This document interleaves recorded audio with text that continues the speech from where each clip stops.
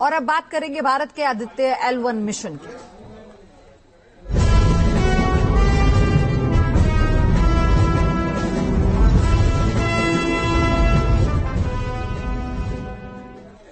Aditya L1 की launching की शुभ घड़ी आ चुकी है। अब से कुछ ही देर बाद आंध्र प्रदेश के सतीश धवन केंद्र से आदित्य L1 आसमान की तरफ उड़ चलेगा। देश के सबसे भरोसेमंद rocket PSLV C-57 Aditya L1 लेकर पृथ्वी की कक्षा की तरफ बढ़ेगा, जहां से आदित्य L1 आगे का रास्ता तय करेगा और फिर L1 पॉइंट तक पहुंचेगा।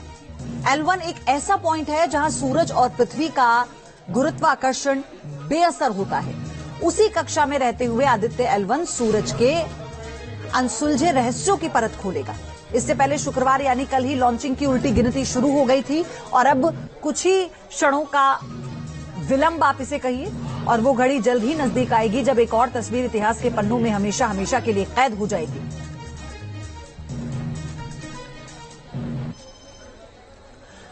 तो भारत के पहले सूर्य मिशन आदित्य L1 का काउंटडाउन शुरू हो चुका है। सुबह 11:50 पर श्रीहरिकोटा के सतीश धवन स्पेस सेंटर से आदित्य L1 यान को लॉन्च किया जाएगा। इसरो के मिशन चंद्रयान 3 की तरह ही शानदार सफलता हासिल कर आदित्य L1 भारत के साथ पूरी दुनिया के सपने को साकार करेगा।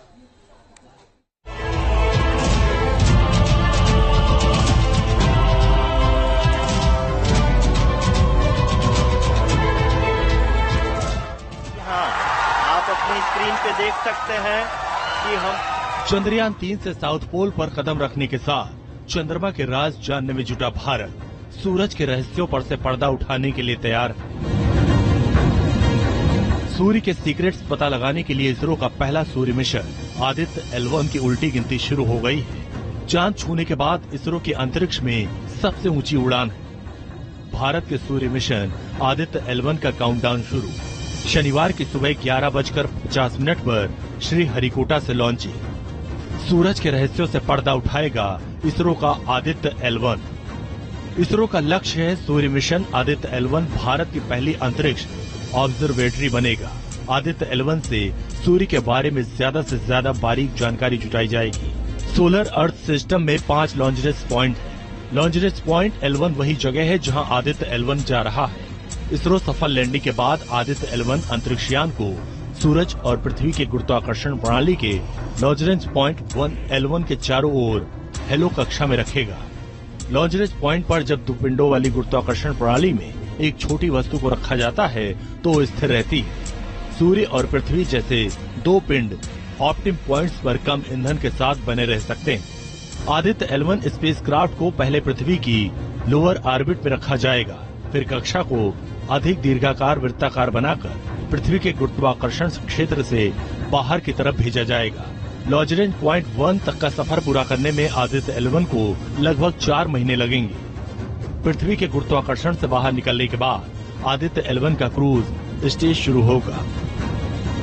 आदित्य L1 की दूरी धरती से करीब 15 लाख किलोमीटर होगी। आदित्य L1 पर ऑन बोर्ड कुल 7 पेलोड है, जिनमें 4 रिमोट सेंसिंग और 3 इनसेट पेलोड्स हैं। आदित्य L1 के जरिए इसरो सूरज के फोटोस्फीयर, क्रोमोस्फीयर और सबसे बाहरी लेयर कोरोना की अलग अलग कलर बैंड में 5 साल तक बारीकी से स्टडी करेगा।